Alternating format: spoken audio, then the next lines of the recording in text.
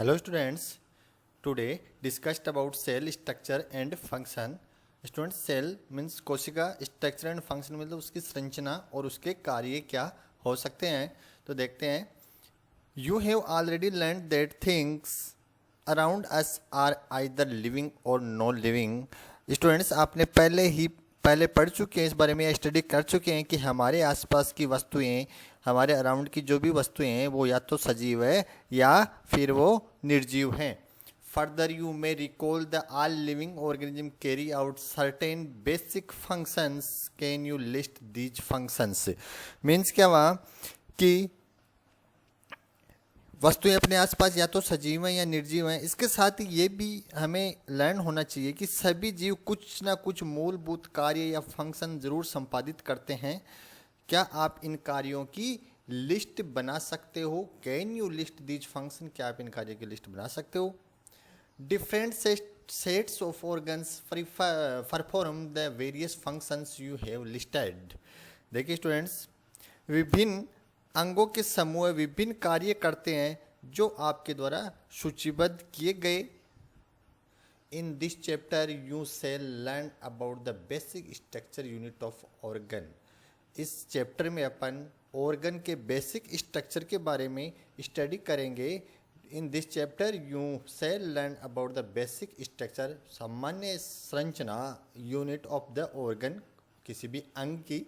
Which is the cell, जो cell होती है या उसे सेल कहते हैं या कोशिका कहते हैं। सेल में भी कंपेयर टू ब्रिक्स, सेल को कंपेयर किया गया है, तुलना की गई है ब्रिक्स से। ब्रिक्स मकान बनाने के लिए ईंट होती है, उसको बोला जाता है bricks are assemble to make a building.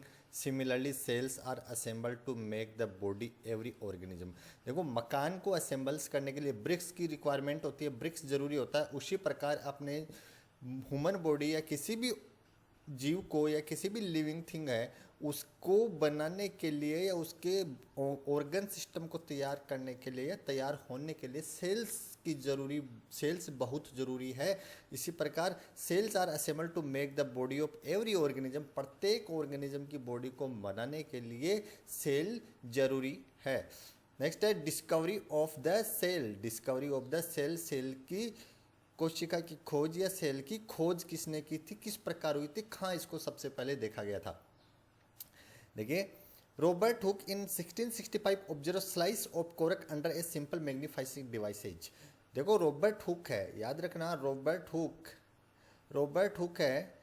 इन्होंने सबसे पहले कोशिका की स्टडी की थी 1665 में, और इसको कहाँ ऑब्जर्व किया था? Slice of cork. Slice of cork means किसी जो कोई प्लांट है उसकी बार्क को बोला जाता है। किसके अंदर स्टडी किया था? Simple magnifying devices. Simple magnifying device जो किसी चीज़ को आवर्धित करके दिखाए, बड़ा करके दिखाए, मतलब सूक्ष्मदर्शी बोल सकते हैं, माइक्रोस्कोप बोल सकते हैं। Cork is a part of the bark of tree. Cork क्या है? किसी पेड़ की छाल होती है, उसको बोला जाता है। He took this slice of cork and observe them under microscope. उसने उस कोरक को किसके अंदर स्टडी किया, ऑब्जर्व किया? Under microscope. माइक्रोस्कोप के अंदर उसने स्टडी किया। ही नोटिस पार्टीशन बॉक्सेज और कंपार्टमेंट इन द कोरक स्लाइसेज। उसने क्या देखा कि इसके अंदर अलग अलग क्या है? पार्टीशन बॉक्सेज बने हुए हैं, या जिसे कंपार्टमेंट बोल सकते हैं, कंपार्टमेंट बने हुए हैं इस कोरक के अंदर, स्लाइस के अंदर। The box appeared like a Honey comb. मधुमक्खी का छत्ता होता है, उसमें अलग अलग कोष्ठक बने होते हैं। आपने स्टूडेंट देखा हो तो उसमें अलग अलग कोष्ठ बने होते हैं। उसी प्रकार इस कोरक में देखा। ही also notice the one box was separated from the other by wall और पार्टीशंस। देखो, हर बॉक्स है वो सेपरेट था, किसे? अलग अलग बॉक्स से, मतलब अलग अलग पार्टीशन बने हुए थे। जिसे एक बॉक्स है उसने अलग अलग, जैसे कोई रूम बने होते हैं उसमें चारों तरफ दीवार होती है, उसी प्रकार इसने देखा कि प्रत्येक पार्टीशन अलग अलग सेपरेट था वॉल और पार्टीशन से। मतलब कि क्या हुआ कि वो जो हर बॉक्स था वो अलग था, किसी भी वॉल या पार्टीशन से वो सेपरेट थे। Hooke coined the term cell for the each boxes. Hooke है, रॉबर्ट हुक ने तो डिस्कवर किया था, तो हुक है उसने इस एक बॉक्स को सेल नाम दिया, प्रत्येक बॉक्स को सेल बोला। What Hook observed as a boxes or cell in the cork were actually dead cell. उसने ऑब्जर्व किया किससे? डेड सेल से, क्योंकि बार्क थी वो डेड सेल थी, तो एक्चुअली इसने डेड सेल से ऑब्जर्व किया था ये सब। Cell of living organism could be observe only after the discovery of improved microscope. देखो ऑर्गेनिज्म की सेल्स की स्टडी हो या कोई और स्टडी हो, वो ज़्यादा इंप्रूवमेंट कब होता है उसमें? जब माइक्रोस्कोप की आई तब उसमें इंप्रूव, क्योंकि किसी भी चीज़ को आवर्धित करके देखे बिना स्टडी नहीं हो सकती है। तो हुक द्वारा देखी गई ये बक्सीनुमा सजा वास्तव में मृत कोशिकाएं तो थी, ये मृत कोशिकाएं थी, और स्टडी किसके? जो डेड सेल थी, और organism observe after the discovery of improvement microscope. Microscope देखो संजीवों में जीवित कोशिकाओं को संवर्धित या आवर्धित अध्ययन होता है, वो सूक्ष्मदर्शी खोज के बाद ही संभव हो सका था, सूक्ष्मदर्शी माइक्रोस्कोप को बोला गया। Very little was known about the cell for the next 150 years after Robert Hooke observation. देखो रॉबर्ट हुक ने जो सेल्स की डिस्कवरी की उसके 150 ईयर तक भी अपन को कंप्लीट नॉलेज नहीं था, क्योंकि माइक्रोस्कोप की डिस्कवर नहीं हो पाया था। उसको माइक्रोस्कोप डिस्कवर होने के बाद ही ज़्यादा स्टडी हो पाई थी। Today we know lots about cell structure and function because of improvement microscope having high magnification. अपन आज बहुत कोशिका के बारे में सब कुछ जानते हैं, वो किसके द्वारा संभव हो सका? वो माइक्रोस्कोप के द्वारा ही संभव हो सका। The cell both bricks in a building and cell in the living organism are basic structural unit. देखो जिस प्रकार से मकान बनाने के लिए ईंट की जरूरी होती है, ईंट की ज़रूरत होती है, उसी प्रकार अपनी बॉडी का बनने के लिए किसकी ज़रूरत होती है? सेल की ज़रूरत होती है।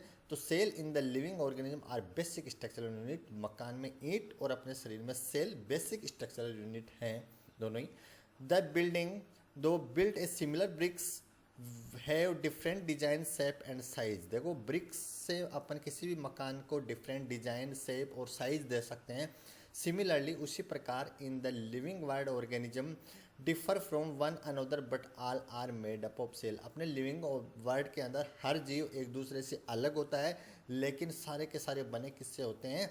सेल से ही बने होते हैं। Cell in the living organism are complex living structure unlike non living bricks. देखो सेल होती है वो बहुत ही कॉम्प्लेक्स स्ट्रक्चर है कंपेयर करें तो ब्रिक्स की, क्योंकि ब्रिक्स कॉम्प्लेक्स स्ट्रक्चर नहीं है बल्कि सेल्स है वो बहुत ही कॉम्प्लेक्स स्ट्रक्चर है। ये कोरक के स्टडी किया उसने, देखो cork cell as a observe by Robert Hooke, इस प्रकार की थी जो इसमें कोष्टक बने हुए दिखाई दे रहे हैं। A hen egg can be seen easily, it is cell और ए ग्रुप ऑफ सेल। देखो हैंस का मुर्गी का जो एग है, अंडा है, आप उसको देखते हैं, क्या वो एक सेल है या ग्रुप ऑफ सेल है? देखो इस प्रकार से ब्रिक ऑफ वाल और ओनियन पील, देखो ओनियन एक प्याज की पील्स को लेके उसने स्टडी किया, तो इस प्रकार की माइक्रोस्कोप में स्टडी किया, तो इस प्रकार की इसमें स्ट्रक्चर देखी। और अपनी ब्रिक्स होती है इस प्रकार होती है, अपनी वॉल इस प्रकार होती है, इस प्रकार, तो सेम लगभग सेम आकृति दिखाई दे रही है स्ट्रक्चर ब्रिक्स वाल एंड ओनियन पील।